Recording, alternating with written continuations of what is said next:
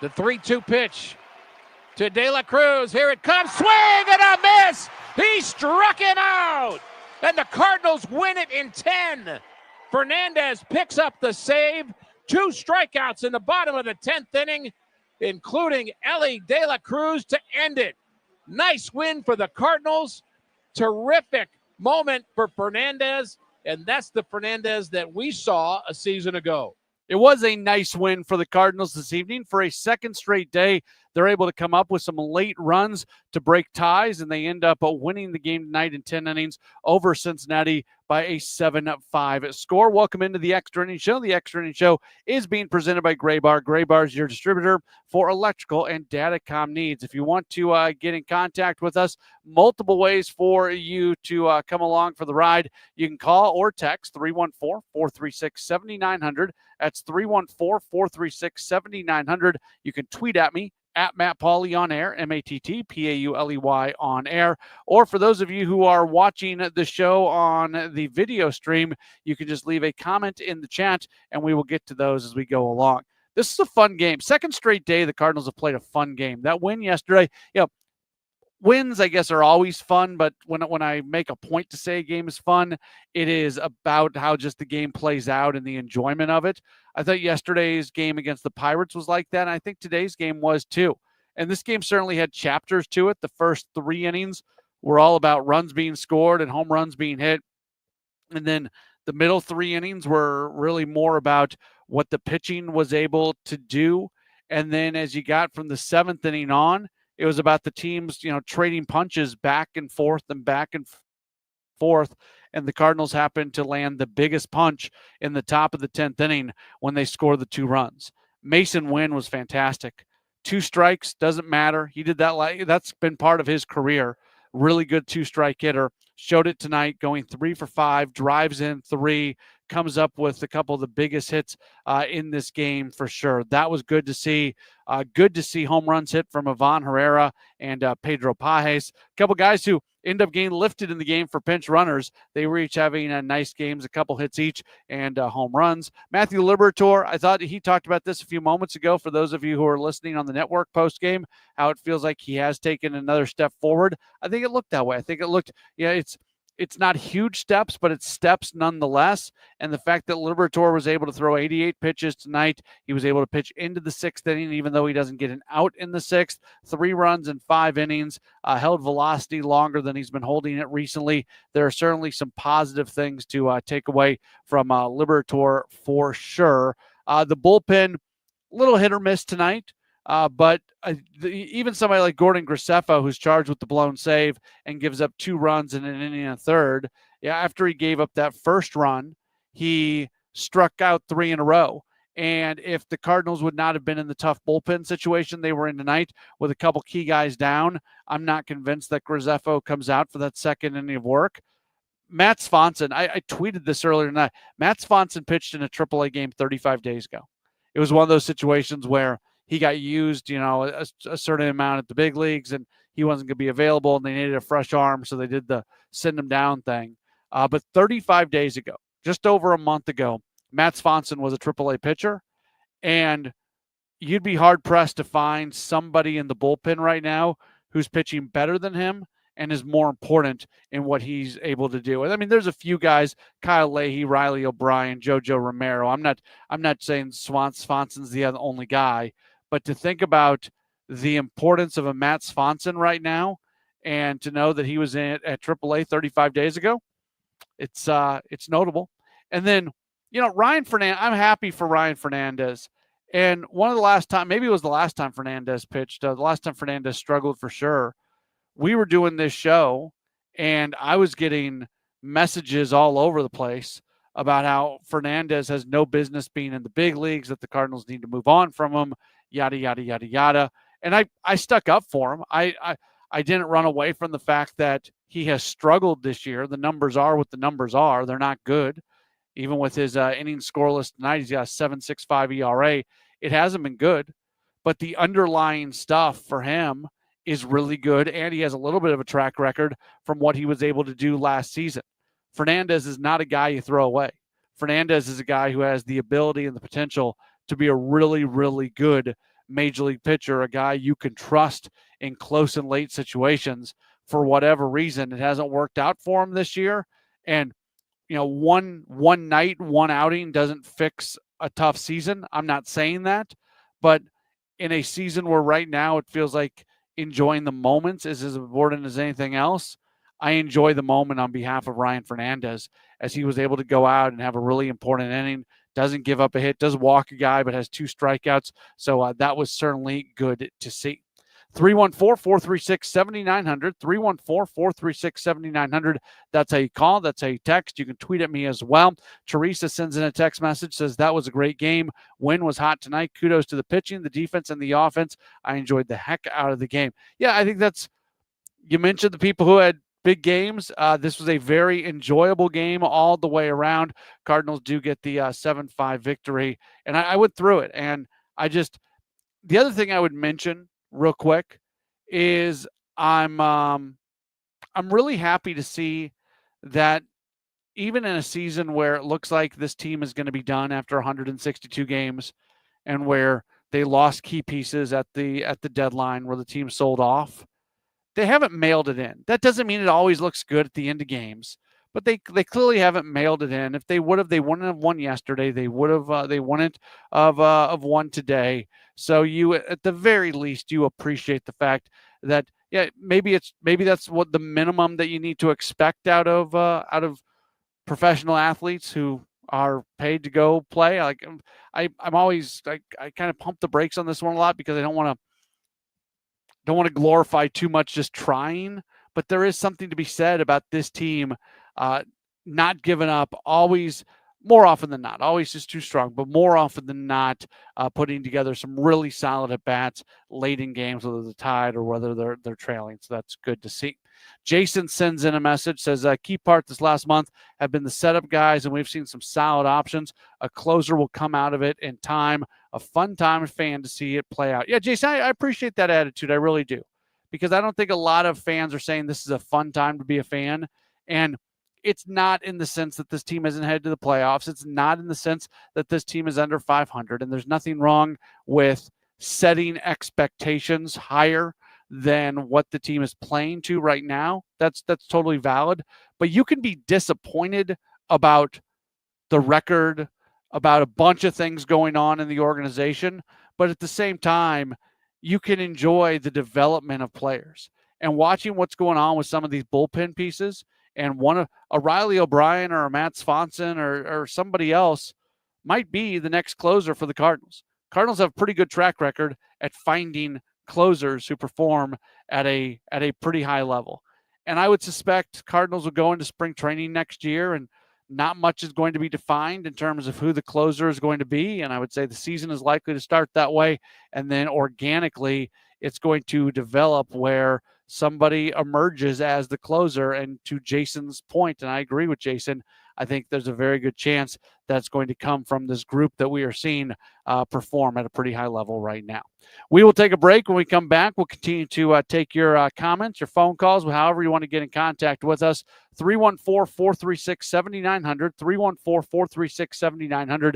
That's how you call. That's how you text. Tweet at me, at Matt Pauley on air, or leave a comment on the chat in the video stream. The Extra Innings Show presented by Gray Bar. Gray Bar is your distributor for electrical and datacom needs. When life happens and you need to sell your St. Louis area home, call trusted realtor Gloria Liu with Your Home Sold Guaranteed Realty. Gloria is St. Louis's real estate expert with more than 22 years of experience and expertise, helping you sell quickly and for the most money. Selling your home can be so stressful, especially if life happens, like a sudden job change, a passing of a loved one, or a growing family. Knowing exactly how much your home will sell in today's market is the first step. Then I back it up with an upfront written guarantee. My guarantee is simple and easy to understand. If I can't sell your home at our agreed upon price and time frame, I'll buy it myself. When life happens, the name to remember is Gloria Liu, Your Home Sold Guaranteed Realty. I strongly suggest you call her right now at 314-325-6888, 314-325-6888, or visit GloriaHasTheBuyers.com. Gloria and seller must agree on price and possession date. We all hear the radio ads about the IRS. They tell you to be afraid, to be scared, and they try to frighten you into calling. I'm not here to do that. Tax Relief Advocates is different. TRA is here to tell you that if you owe money to the IRS, whether it's $5,000, $50,000, or $500,000, we have a solution. It doesn't matter if you're sitting in your car, at work, or with your kids. No matter where you are, call now. 800-575-6481. Don't lose hope. TRA can eliminate or reduce what you owe to the IRS. Generous programs are now available that can give you a fresh start. Our passion is taxes and helping individuals fix their IRS problems. We have over 1,000 5-star reviews on Google and an A+ with the Better Business Bureau. You don't need to be afraid of the IRS any longer. End your tax nightmare today by visiting us online at TRA.com or call 800-575-6481. That's 800-575-6481. Tax Relief Advocates, real solutions for real people. At Sandberg Phoenix, we are more than just a law firm. Our attorneys are committed to you, your business, and your community. From startups to established businesses to estate plans, we are ready to serve you in the areas of business litigation, intellectual property, health law, and products liability. With offices in Missouri and Illinois, you can conveniently visit us today at sandbergphoenix.com. That's sandbergphoenix.com. The choice of a lawyer is an important decision and should not be based solely upon advertising. Now, back to the Verizon Extra Innings Show. Mason Wynn trying to extend the Cardinals' lead. The runners go. The 3-2 pitch is hit sharply up the middle. Base hit! Mason Wynn does it again! Scoring from second base is Contreras, and the Cardinals lead 7-5. His third hit with runners in scoring position tonight. 7-5 would be the final score. It's the Extra Innings Show here on KMOX, the Extra Innings Show presented by Gray Bar. Gray Bar is your distributor for electrical and datacom needs. Welcome back into the program. If you want to call or text, the phone number is 314-436-7900, 314-436-7900. Tweet at me, at Matt Pauley on air, or leave a comment in the video chat for those of you watching on Facebook, Twitter, or YouTube, like Sam, who says, I thought that Matthew Liberatore battled today getting into the sixth inning for the first time in a while. It wasn't the prettiest, but it was a step in the right direction. I would absolutely agree. I'm sure there's a few pitches in there that, and he said it himself, there's a few pitches in there that he would like to have back. If he doesn't throw them, the night looks that much better, but clearly a step in the right direction. And, you know, for somebody like a Matthew Liberatore, where he has been extended out so much further this season than he has in previous seasons, for me, the key on Liberatore, I want him to produce at a high level. Don't get me wrong. I'm not sitting here saying it's okay if the numbers aren't good at the end of a game. But in many ways, the more important thing is for him to survive this next month, for him to take the ball every fifth day, and for him to go into the offseason healthy, coming off a year where he pitched an appropriate amount of innings for a major league starting pitcher. So his body recovers in the offseason and he gets set for spring training, and hopefully he doesn't have that bump in the road next year the way he had this year. Text message comes in from our guy Ball Game. Oh, this is nice. So for those of you who don't listen every night, Ball Game always sends in and he gives a tip of the cap and raise of the glass. And this is a little bit different tonight. It's a little embarrassing for me, but it says, I'm not going to lie. I got off work earlier today, took my girls to dinner on a patio with no TV, so I wasn't able to watch or listen. Going to give the tip of the cap to you, speaking to me, Matt, for what you do. Bring it to us on postgame, and a raise the glass goes to the families out there that might gather on a patio this holiday weekend for baseball. This game brings people together, and it's always nice to talk baseball wherever we gather. That's a very nice message. I appreciate that. And, you know, the family part of this, like as a dorky dad of two daughters, like my oldest daughter is 6, and if the game is on the TV when we're home, she wants to know who's winning, and she gets a kick out of going and looking at the score. And when I see her in the morning, one of the first things she does is ask me if the Cardinals won the night before. So that's it's, you know, I think of my dad and him taking me to Cardinals games and seeing him score games and everything. And now my daughter seems to be developing an affection for the game of baseball. So the family part of it absolutely is fun. So that's a nice sentimental message right there. And certainly do appreciate that for sure. That was very nice. Back into some of the baseball talk. Let's see. So, text message comes in. Sorry, I always mention this. We have a texting system where when you send long text messages, it's like putting together a puzzle. Says, appreciate you and all the other folks bringing us the Cards news through all the ups and downs. We're pretty lucky as a fan base. I got to see Yachty and Waino tie and break the battery record, and my kids got to see Pujols' grand slam all within the last few years. Love seeing young talent succeed. I believe they will grow well, and I believe that's Brent who sends in them. We're in a positive mood tonight. I like this. A very positive feeling around after this win tonight.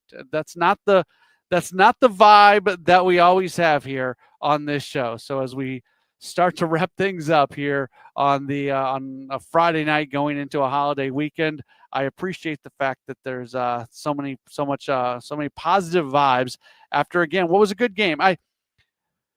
You can be disappointed about the season. If you're listening right now, you probably are disappointed about the season. 99.9% of people are disappointed about the way things have gone this season for the Cardinals. That's a very obvious sort of thing. But if you listen to me a lot, you've heard me mention this a few times lately. I'll continue to mention it. I'm not breaking any news here. This team is probably not a playoff team. It would take a miraculous. Right now, they have a 0.7% chance of being a playoff team. So it's just not that the door is 100% closed, but it's 99.3% closed. They're 6.5 games back right now. So you need to gain a game and a half every week. You have to jump multiple teams. And you've got a Mets team that just went through a lull and they've come out of it. They scored 19 runs tonight. I don't think the Mets are going to give this thing up. I don't think the Reds are going to be a playoff team. I don't think the Giants are going to. The teams that are currently in those playoff spots are the teams I think are going to be there in the National League when all is said and done. So if you can be accepting of that, and you can enjoy games like this tonight that are just aesthetically pleasing, that are just fun games where you get to see some people perform, and then you start to think, what's it going to look like?